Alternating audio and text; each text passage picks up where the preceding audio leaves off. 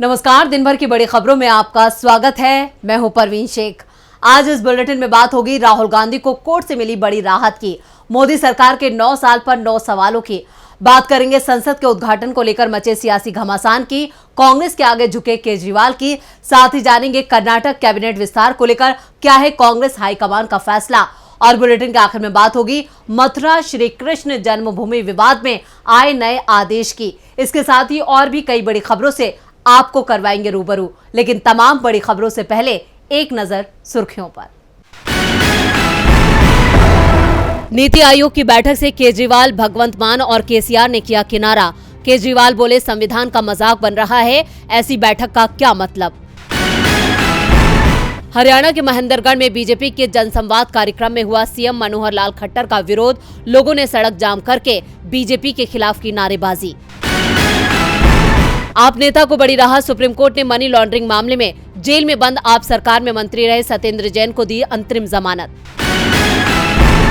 तेजी के साथ बंद हुआ शेयर बाजार, सेंसेक्स 629 अंकों की उछाल के साथ 62,502 पर हुआ बंद। निफ्टी 178 अंक चढ़कर 18,499 अंक पर हुआ बंद। ये तो थी सुर्खियां और अब बात आज की सबसे बड़ी खबर की। दिल्ली की राउज एवेन्यू कोर्ट ने आज राहुल गांधी को बड़ी राहत दी है। नए पासपोर्ट के लिए राहुल की एनओसी की मांग को कोर्ट ने मंजूर कर लिया है।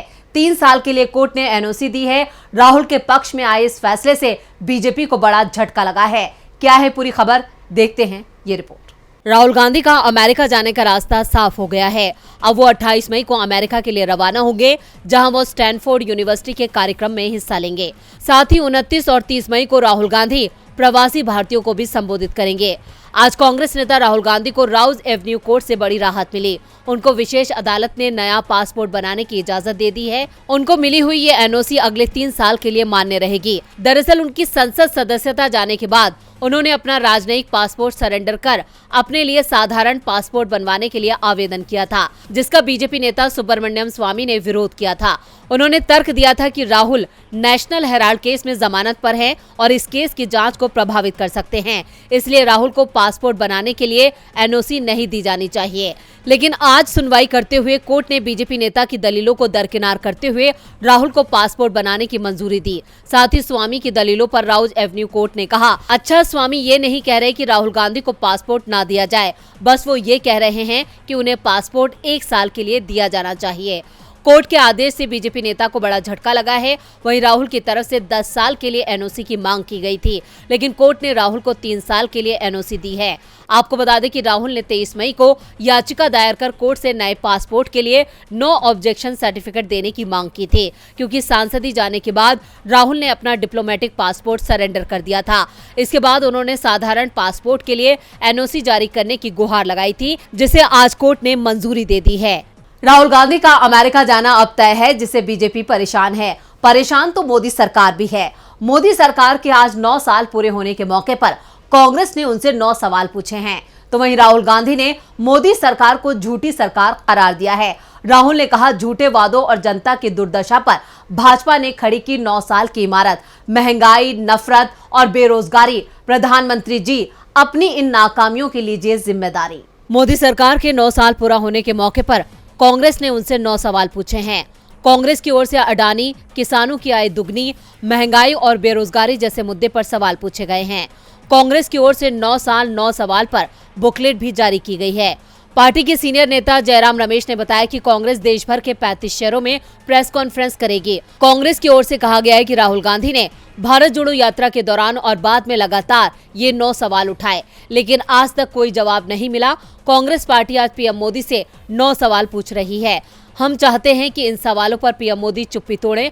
कांग्रेस ने पीएम मोदी से जो सवाल पूछे हैं वो हैं, देश में महंगाई और बेरोजगारी आसमान छू रही है। सार्वजनिक संपत्ति आप अपने मित्रों को क्यों बेच रहे हैं? किसानों की आय दुगनी क्यों नहीं हुई? किसानों के लिए एमएसपी कानून क्यों नहीं बना? अडानी को फायदा पहुंचाने के लिए एलआईसी और एसबीआई में जमा आम लोगों का पैसा क्यों लगाया गया है? अडानी की कंपनी में 20,000 करोड़ रुपया किसका है? पीएम जवाब क्यों नहीं देते? चीन को लाल आंख दिखाने की बात करने वाले पीएम ने चीन को क्लीन चिट क्यों दी, जबकि वो हमारी जमीन पर कब्जा करके बैठा है? पीएम बताएं कि चुनावी फायदे के लिए बंटवारे की राजनीति का उपयोग किया जा रहा है और समाज में डर का माहौल बनाया जा रहा है। पीएम महिला, दलित, अल्पसंख्यकों के खिलाफ अत्याचार पर चुप क्यों रहते हैं? पीएम जातीय जनगणना की मांग पर चुप क्यों हैं? संवैधानिक और लोकतांत्रिक संस्थाओं को क्यों कमजोर किया जा रहा है? विपक्षी नेताओं को और सरकारों को निशाना क्यों बनाया जा रहा है? मनरेगा जैसी योजना को क्यों कमजोर किया जा रहा है? कोरोना में कुप्रबंधन के कारण 40 लाख लोगों की जान गई, उनके परिवार को न्याय क्यों नहीं मिला? आपको बता दें कि देश के 35 शहरों में कांग्रेस नेता यही सवाल सरकार से पूछेंगे। इस दौरान पवन खेड़ा ने कहा कि विश्वासघात के लिए पीएम मोदी को आज देश से माफी मांगनी चाहिए। 9 साल के सवाल पर 9 साल पीछे ले जाते हैं और भटकाते हैं। फिर से सरकार बनाने के अमित शाह के दावे पर जयराम रमेश ने कहा, प्रधानमंत्री से लोग थक गए हैं। गृह मंत्री क्या बोलते हैं इससे फर्क नहीं पड़ता। कर्नाटक का जनादेश एक बड़ा संदेश है। कांग्रेस के ये सवाल चुनावी साल में बीजेपी को मुश्किल में डाल सकते हैं। मुश्किल में तो पीएम मोदी भी हैं। नए संसद भवन के उद्घाटन को लेकर सत्ता पक्ष और विपक्ष में ठन गई है। विपक्ष लगातार सवाल उठा रहा है कि क्यों पीएम मोदी राष्ट्रपति का हक छीन रहे हैं। तो वहीं इस मामले में सुप्रीम कोर्ट ने भी हस्तक्षेप करने से इनकार कर दिया है। क्या है पूरी खबर, देखते हैं ये रिपोर्ट। संसद के नए भवन का उद्घाटन पीएम मोदी ही करेंगे। विपक्ष की मांग थी कि राष्ट्रपति संसद का सर्वोच्च नेता है। संविधान में भी राष्ट्रपति को ही सर्वोच्च माना है, संसद का उसे हिस्सा माना गया है। ऐसे में राष्ट्रपति के हाथों संसद भवन का उद्घाटन होना चाहिए। लेकिन मोदी सरकार ने विपक्ष के सभी दलों को नकार दिया और अब पीएम मोदी ही 28 मई को संसद भवन का उद्घाटन करेंगे। वैसे इस मामले में एक याचिका सुप्रीम कोर्ट में भी दाखिल की गई थी, जिस पर आज सुनवाई हुई, लेकिन कोर्ट का रुख देखते हुए याचिकाकर्ता ने इसे वापस ले लिया।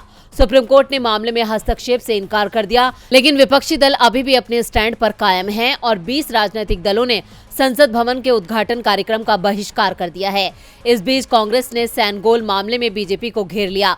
कांग्रेस महासचिव जयराम रमेश ने कहा कि बीजेपी और आरएसएस के धोखेबाज एक बार फिर बेनकाब हो गए हैं। सैनगोल के बारे में झूठी कहानी फैलाई जा रही है। माउंटबेटन राजाजी और पंडित जवाहरलाल नेहरू को इसे सौंपने और भारत में ब्रिटिश सत्ता का हस्तांतरण के प्रतीक के रूप में वर्णित करने का कोई दस्तावेजी सबूत नहीं है। इस तरह के दावे गलत हैं, पूरी तरह से कुछ लोगों के दिमाग की उपज है। जयराम रमेश ने कहा कि नेहरू ने 14 दिसंबर 1947 को जो कुछ भी कहा वो सार्वजनिक रिकॉर्ड का विषय है, भले ही लेबल कुछ भी कहे। अब तमिलनाडु में अपने राजनीतिक फायदे के लिए प्रधानमंत्री और उनके लोग इसका इस्तेमाल कर रहे हैं। ये एक ब्रिगेड की खासियत है जो अपने गलत उद्देश्यों के अनुरूप तथ्यों को उलझाती है। असली सवाल ये है कि राष्ट्रपति द्रौपदी मुर्मू को क्यों नहीं नई संसद का उद्घाटन करने की अनुमति दी गई है। नए संसद के उद्घाटन को लेकर बीजेपी बैकफुट पर है, तो इधर केंद्र के अध्यादेश को लेकर केजरीवाल भी बैकफुट पर हैं। दिल्ली की केजरीवाल सरकार के खिलाफ मोदी सरकार एक अध्यादेश लेकर आई, जिसने सुप्रीम कोर्ट के फैसले को ही पलट दिया। अब केजरीवाल इस अध्यादेश को राज्यसभा में पास कराने से रोकने की कोशिश कर रहे हैं और इसमें उन्हें कांग्रेस की जरूरत है। केजरीवाल कांग्रेस के दरवाजे पर पहुंच चुके हैं। दिल्ली के सीएम अरविंद केजरीवाल को कांग्रेस से मदद चाहिए। केजरीवाल ने अब तक कांग्रेस के लिए मुश्किलें ही बढ़ाई हैं। मनमोहन सिंह की सरकार के समय किया गया आंदोलन हो या दिल्ली का सीएम बनने के बाद दिल्ली विधानसभा में राजीव गांधी से भारत रत्न वापस लेने का प्रस्ताव, केजरीवाल ने हर मौके पर कांग्रेस को कमजोर करने की कोशिश की। लेकिन आज जब मोदी सरकार ने दिल्ली की आप सरकार के अधिकारों पर कैंची चलाई तो केजरीवाल को कांग्रेस की याद आ गई।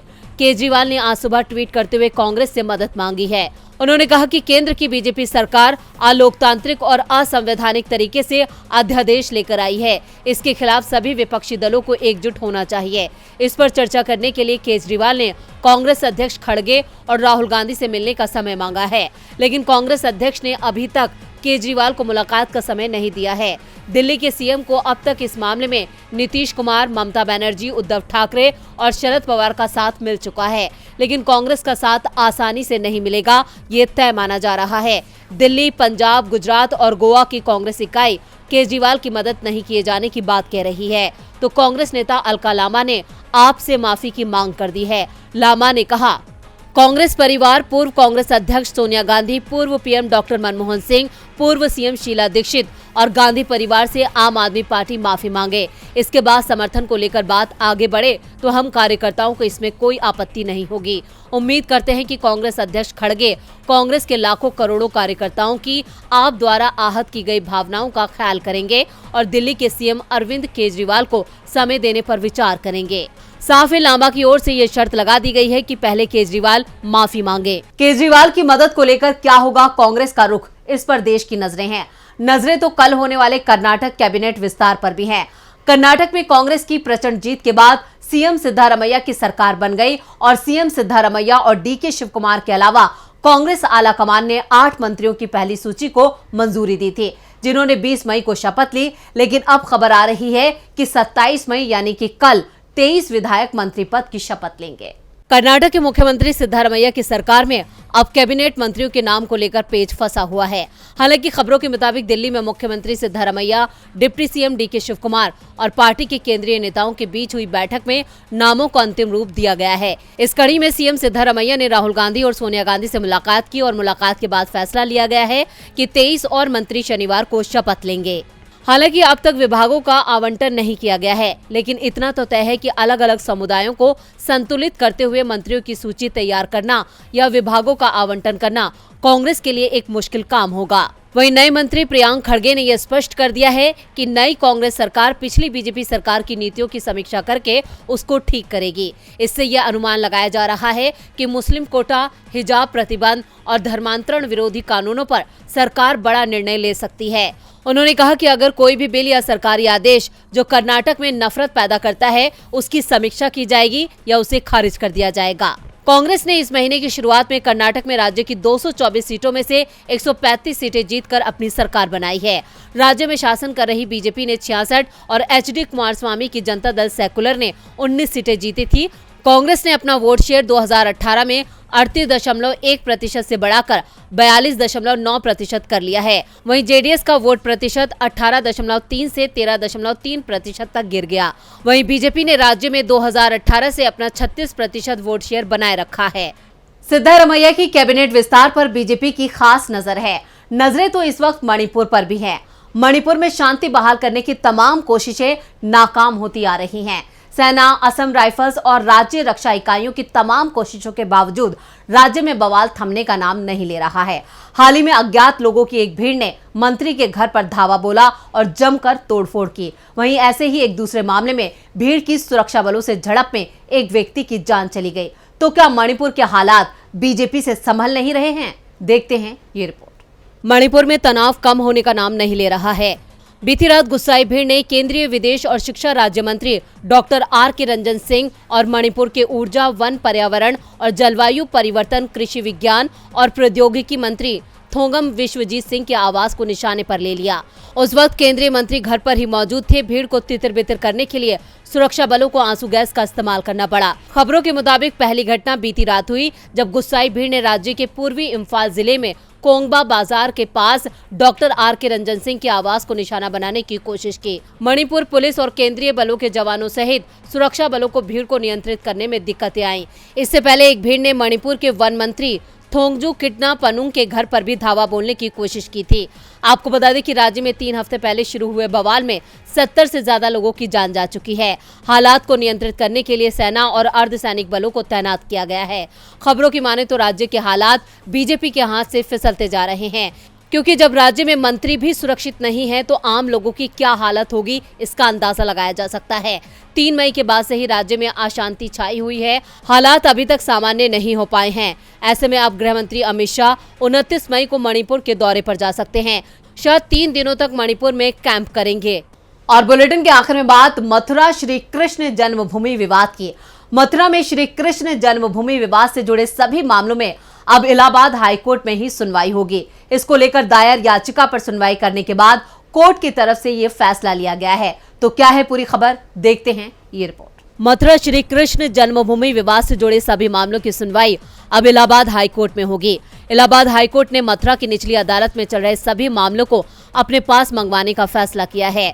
आपको बता दें, इस फैसले को लेकर एक अर्जी हाईकोर्ट में दाखिल की गई थी। इसमें कहा गया था कि मथुरा स्थित श्री कृष्ण जन्मभूमि मामला राष्ट्रीय महत्व का है। इसे देखते हुए अब बाकी की सभी सुनवाई इलाहाबाद हाईकोर्ट में ही होगी। इसी कड़ी में हाईकोर्ट ने इससे जुड़े सभी मामलों पर खुद सुनवाई का फैसला लिया है। मथुरा में श्री कृष्ण जन्मभूमि विवाद काफी पुराना है। विवाद 13.37 एकड़ जमीन पर मालिकाना हक से जुड़ा हुआ है। 12 अक्टूबर 1968 को श्री कृष्ण जन्मस्थान सेवा संस्थान ने शाही मस्जिद ईदगाह ट्रस्ट के साथ समझौता किया था। इस समझौते में 13.7 एकड़ जमीन पर मंदिर और मस्जिद दोनों बनने की बात हुई थी। आपको बता दें कि श्री कृष्ण जन्मस्थान के पास 10.9 एकड़ जमीन का मालिकाना हक है और 2.5 एकड़ जमीन का मालिकाना हक शाही ईदगाह मस्जिद के पास है। हिंदू पक्ष का कहना है कि शाही ईदगाह मस्जिद को अवैध तरीके से कब्जा करके बनाया गया है। इस जमीन पर उनका दावा है हिंदू पक्ष की ओर से ही शाही ईदगाह मस्जिद को हटाने और इस जमीन को श्री कृष्ण जन्मस्थान को देने की मांग की गई है। तो आज इस बुलेटिन में बस इतना ही। देखते रहिए डीबी लाइव। नमस्कार।